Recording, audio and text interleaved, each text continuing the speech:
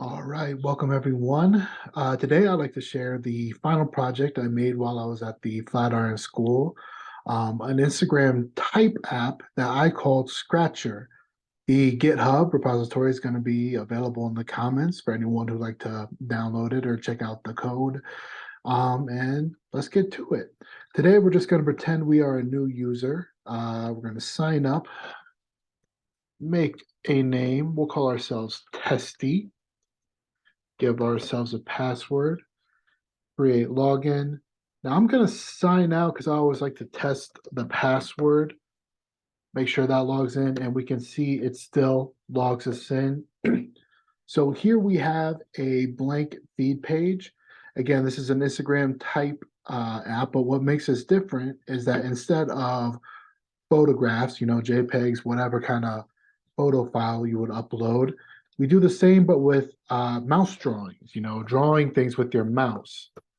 So I can control the thickness with a 1, 2, 3, and 4. We can see there's different types of thickness. And let's just call this our first post. If we click post, the canvas clears, go back to the feed, and we can see our very first post, which was created by us, Testy. This I had a lot of fun putting together. It was a data visualization library called D3. And then I also use a different library called HTML to JPEG, I believe, to download the pictures if we wanted. So let's say we'll name this little 3 here, 3. If I click save, I can see that I downloaded it as a PNG and I now have access to this. And then we can further manipulate this or use this in any other like software, technology, just anywhere you use photos. But you're able to download what you create as well. So using those two libraries, we were able to make this kind of Microsoft art thing from scratch, where we declared this area here a grid, and all these different visualization points are just simply representations of different points on that grid. So it was a lot of fun to put that together.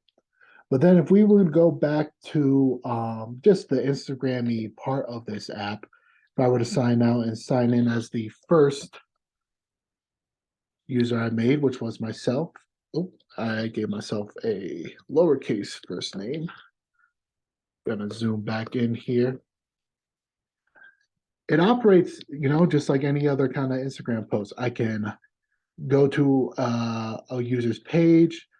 I can follow that user. This user doesn't have any posts, but if I were to go to Testy's page, I can see he has one post. I can follow him. And if I were to go back to my feed, I would now see his first post in my main feed where it wasn't there previously.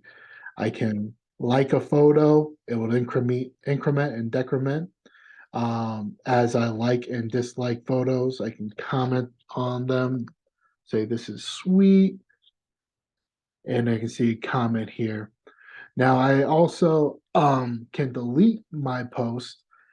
Sorry, not my post, but my accounts, And if I were logged back in under a different account, let's say Diego's,